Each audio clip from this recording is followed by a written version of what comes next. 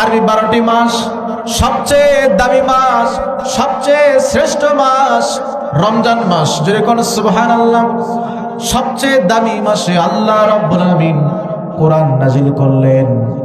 আল্লাহ পাক বলতেছেন, শাহরু রমাদানাল্লাযী উনজিলা ফীহিল কুরআন। আল্লাহ পাক রমজান মাসে কোরআন নাজিল করেছেন। আল্লাহ পাক কোরআন দিনে রাতের বেলা নাজিল করেছেন। প্রশ্ন আছে না নাই? আল্লাহ পাক দিনের বেলা কোরআন নাজিল করে নাই।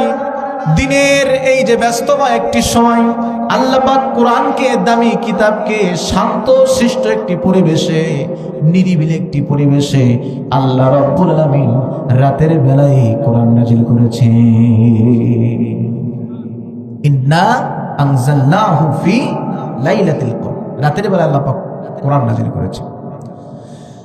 বান্দার জিজ্ঞাসা থাকতে পারে, বললাম কোরআনের শিক্ষক হলে আল্লাহ, সে আল্লাহ কি সত্যবাদী নাকি মিথ্যাবাদী? নাউজুবিল্লাহ বলবেন না। আপনার প্রশ্নটা আসতেই পারে, আল্লাহ কেমন সত্য কথা বলে? আল্লাহ তাআলা সত্য কথা বলাই তার বৈশিষ্ট্য, মিথ্যা কথা বলে এই চিন্তাও মাথায় আনা যাবে না।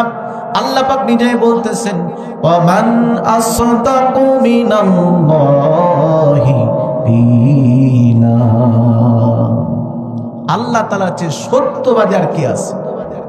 তার মানে বুঝলাম সত্যবাদী রব, সে রবের পক্ষ থেকে কোরআন নাযিল।